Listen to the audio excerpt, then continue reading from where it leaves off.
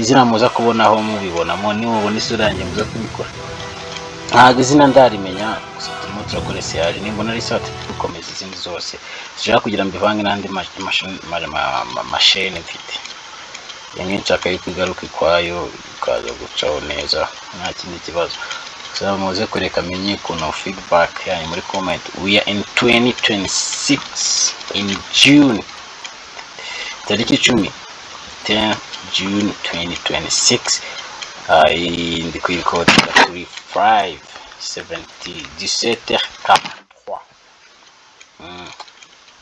umunsi rero ishene nshasha nafunguye ko rero mugende mukora abone muri benshi subscribe mujye mubireba mutere comment mwantuka mwakora iki gusa umuntu yikeneye group ya WhatsApp nayo ndaestablishinga vuba ndaza kwibahereza tudakomerezaho ndumva ari sinshaka kuvuga amagambo menshi ko dufite ibintu byinshi byo gukora byinshi bari byo gukora ni byinshi cyane byakabaye byiza nkoze intro muza akantu kameze nk'aka intro gashyashya kaza kuza kubanzaho.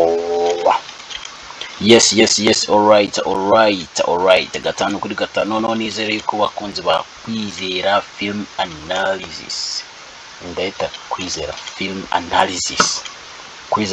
Analysis I'm back so no kuri inshuro tugiye kongera dutangire kuko byarapfuye last year byarapfuye maze gupfa ndavuga ati ko nari nabahaye promesse yuko movie nzayibahereza paka irangiye none nyuma tugashaka izindi gusa ikintu hano sinshaka gutinda mana yanjye kuko akazi gari ni kenshi cyane ninze byayipfuye.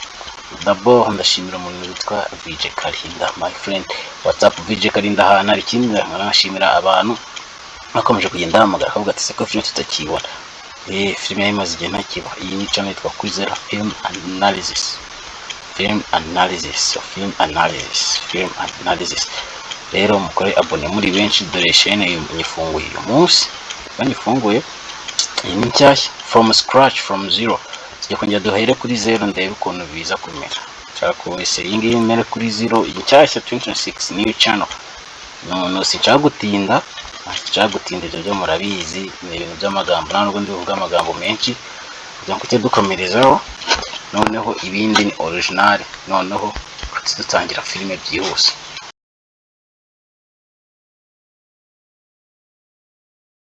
Kasike byambaye ntabwo ipfutse umunwa musore arakuruye arabanza kubita mu gatuza biranga mukananwa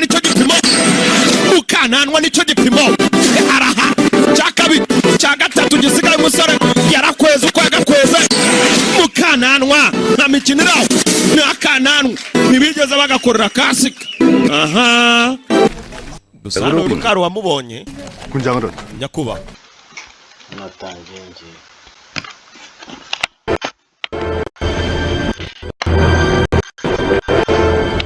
Yes, hello everyone, nizere ko mumeze neza. So iyi ngiyi ni esiyaje nk'iya gatandatu ariko mbere na mbere ndasuhuza umuntu bita VJ Kalinda ndamusuhuza Kalinda. So Kalinda ni inshuti yanjye y'amagara ni nawe yatumye ibintu njyamo tumenya gukora ducangiranya bari batumbi. So rero niyo mpamvu ndi kubabwira ati kubera yuko haraciye iminsi myinshi ntazi ibintu n'iki niyo mpamvu mfashe umwanzuro ndavuga ati nongere nzana aka filime twongere turebe ko twagatangira ko rero nabwiye abantu yuko Arno uri gusakuza amani kandi ni live n'umupeti twaruno ngashaka tabyo mbe mbyeretse ni ukuvuga ngiye ikintu nshaka nuko dukomeza ntabwo ati tugiye kugaruka tubanze turebe gutya niba bizavamo pese mbese kanangire twumve ibyo ari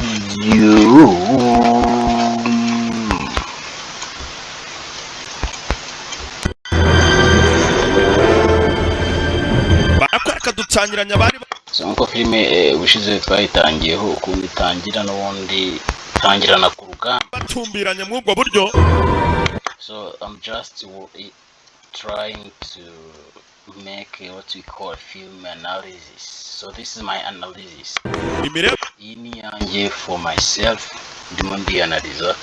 So rero abantu bayishaka murabizi ko dufite group ya WhatsApp ushobora kujoining ukaza ukabaza ikibazo cyose wari umunsi umwe cyangwa se igihe kimwe ingabo zahuye.